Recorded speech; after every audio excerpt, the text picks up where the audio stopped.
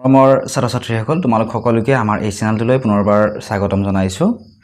বহুতো ছাত্ৰ-ছাত্ৰীয়ে সুধি আছিলে যে হিন্দীৰ যি প্ৰথম পৰীক্ষা আছে ইয়াৰে কুৱেশ্যন পেপাৰ লাগে। এটা বহুত কষ্ট কৰি মই এখন কুৱেশ্যন পেপাৰ তোমালোকৰ বাবে আনিছোঁ।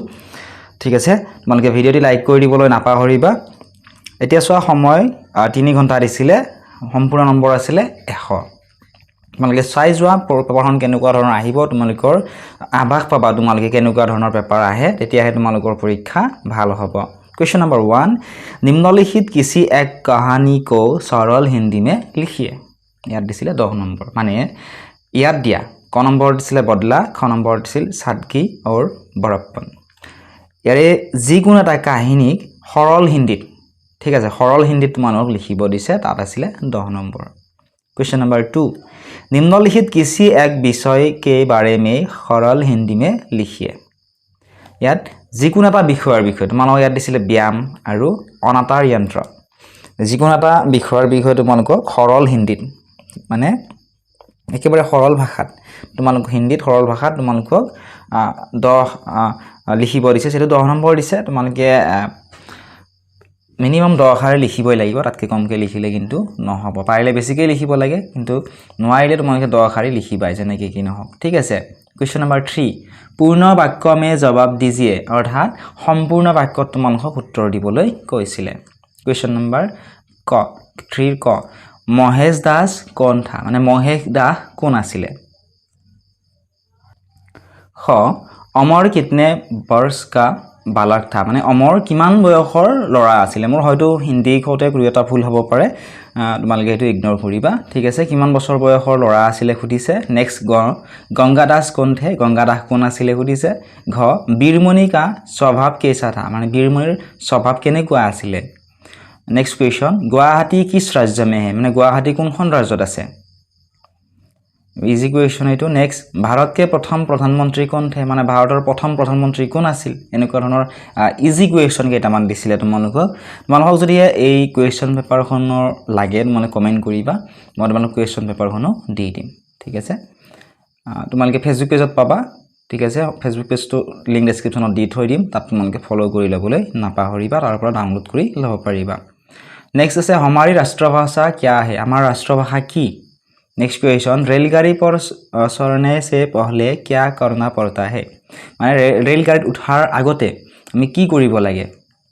नेक्स्ट क्वेश्चन, असम में राष्ट्रभाषा का प्रचार कब से शुरू हुआ, মানে অসমত ৰাষ্ট্ৰভাষা, আমাৰ ৰাষ্ট্ৰভাষা কি হিন্দী, সেই হিন্দী ভাষাৰ প্ৰচাৰ কেতিয়াৰ পৰা প্ৰচাৰ কৰা আৰম্ভ কৰা হৈছিলে সুধিছে। नेक्स्ट क्वेश्चन, दुनिया में सबसे लंबी नदी कौन सी है, মানে গোটেই পৃথিৱীৰ ভিতৰত আটাইতকৈ দীঘল নদী কোনখন, এখন আছে নীল নদী। নেক্সট কুৱেশ্যন, ভাৰত মে সবচে বড়ি झील कौन सी है, ভাৰতত সকলোতকৈ ডাঙৰ झील কোনখন হয় সুধিছে। নেক্সট কুৱেশ্যন, অসম কি বড়ি নদী कौन सी है, মানে অসমৰ সকলোতকৈ ডাঙৰ নদী কোনখন। তোমালোকে কমেণ্ট বক্সত জনোৱাচোন অসমৰ আটাইতকৈ ডাঙৰ নদীখনৰ নামটো। ঠিক আছে, যিয়ে ফাৰ্ষ্ট কমেণ্ট কৰিবা তোমাৰ কমেণ্টটো মই পিন কৰি দিম। नेक्स्ट क्वेश्चन, कौन बिनय को स्कूल में दाखिल कराने ले जाते हैं, মানে কোনে বিনয়ক স্কুলত দাখিল কৰাবৰ কাৰণে লৈ যায়। नेक्स्ट क्वेश्चन, हिमालय की सबसे ऊंची चोटी कौन सी है। नेक्स्ट क्वेश्चन, ब्रह्मपुत्र पुल का नाम क्या है। 4 নম্বৰ দিছিল নিম্নলিখিত প্ৰশ্নকে উত্তৰ লিখিয়ে, তলত দিয়া প্ৰশ্নকেইটাৰ উত্তৰ লিখিবলৈ কৈছে। ক महाराणा पर विपत्ति आने पर उन्हें क्या सुनाई पड़ता था। ख शास्त्री जी ने दरवाजा बंद क्यों कर लिया था, शास्त्रीजीয়ে দুৱাৰখন কিহৰ কাৰণে বন্ধ কৰিছিল। নেক্সট কুৱেশ্যন, শাহী নকৰ কো কেইচি সজা মিলি और क्यों, এইজন নকৰ আছিলে, সেই নকৰজনক অৰ্থাৎ কাম কৰা মানুহজনক কিহৰ কাৰণে তেওঁক শাস্তি দিয়া হৈছিল আৰু কি শাস্তি দিয়া হৈছিল সুধিছে। নেক্সট কুৱেশ্যন, গংগা দাস কে লালচ কা क्या পৰিণাম হোৱা, গংগা দাসৰ সেই যে লোভ কৰিছিল গংগা দাসে, এই লোভৰ পৰিণাম তেওঁ কি পালে সুধিছে। নেক্সট কুৱেশ্যন, তেজপুৰ কহা হে और वहाँ क्या क्या है, মানে তেজপুৰ ক'ত আছে, তেজপুৰ ক'ত অৱস্থিত আৰু তেজপুৰত কি কি আছে তোমালোকক সুধিছিলে। क्वेश्चन नंबर 5, निम्नलिखित शब्दों के अर्थ लिखिए, মানে তলত দিয়া শব্দকেইটাৰ অৰ্থ লিখিব দিছে। ইয়াত দিছিলে 5 নম্বৰ, প্ৰত্যেকটোতে 1 নম্বৰ কয়।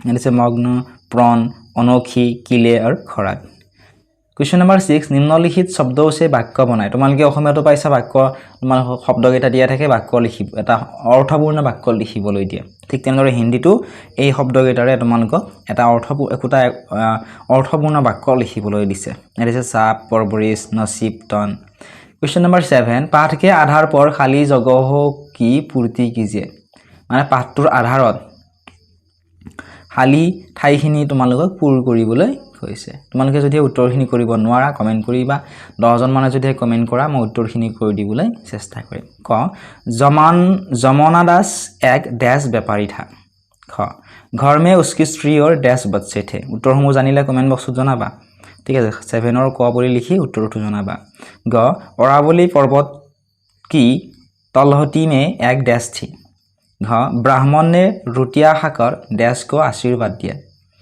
नेक्स्ट क्वेश्चन हमारा सात्विक जीवन ही हमारा सच्चा डैश है এইখিনি খালি ঠাই পূৰ কৰা আহিছিল नेक्स्ट क्वेश्चन नंबर 8 ক লিঙ্গ নিৰ্ণয় কিছে মানে লিঙ্গ নিৰ্ণয় কৰিব দিছিলে বেল বকৰি ৰুটি বালক বাপ এগিটাৰ লিঙ্গ নিৰ্ণয় কৰা আহিছিল নেক্সট খ লিঙ্গ পৰিৱৰ্তন কিছে লিঙ্গ পৰিৱৰ্তন কৰিব দিছিল মানে বেটা বেটি গাই কুমাৰ পিতা মাতা ৰাজা ৰাণী এনেকুৱা ধৰণে লিঙ্গ পৰিৱৰ্তন কৰিব দিছে নেক্সট কুৱেশ্যন গ বচন পৰিৱৰ্তন কিছে বচন পৰিৱৰ্তন কৰিব দিছে ইয়াত নদী আছে তিথিয়া সাধু কপ্ৰা পচ্চা এটাৰ বচন পৰিৱৰ্তন কৰিব গৈছে क्वेश्चन नंबर 9 क हिंदी अक्षरों में लिखिए माने यात सोआ 1 2 3 एबिलाक मानक 22 दिसे 39 दिसे 45 65 80 एबिलाक दिसे एखिनि मानक हिंदीत आखरे लिखिब दिसे हिंदी आखरे एखिनि लिखिब दिसे ख हिंदी संख्याओं में लिखिए तार पिছত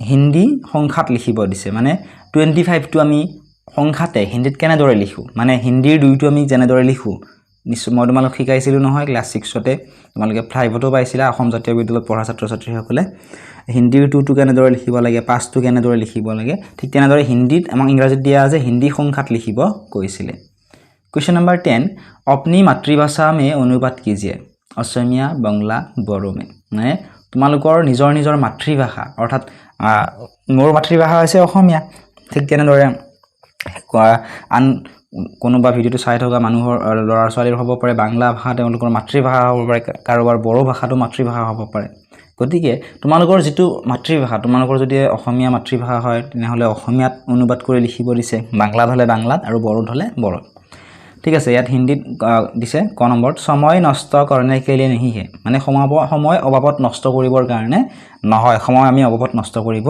না লাগে বিতা হোৱা সময় কবি वापस नहीं आता অৰ্থাৎ যোৱা সময়খিনি এতিয়া যোৱাকালিৰ দিনটো আমিতো আৰু ঘূৰাই নাপাওঁ গতিকে বিতা হোৱা সময় কবি वापस नहीं आता इसलिए पठन पाठन से जो समय बचे उसमें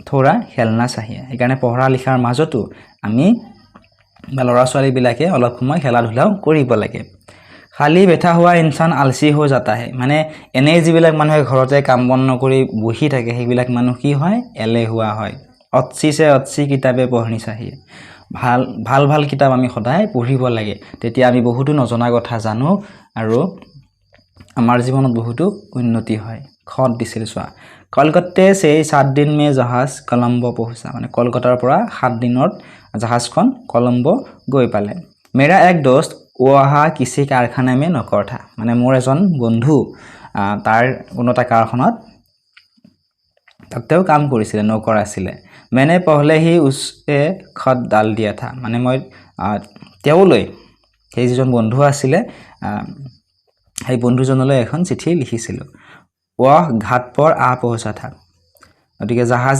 ৰখা যেটো ঘাট আছিল সেই ঘাটটোলৈ সেই মোৰ বন্ধুজন আহি পাইছিল हम दोनों गले मिले और कोलंबो की सैर करने चले আমি দুৰ তাৰ পিছত লগ হোৱাৰ সময়ত আমি ইজনে আনজনৰ গল মিলালো আৰু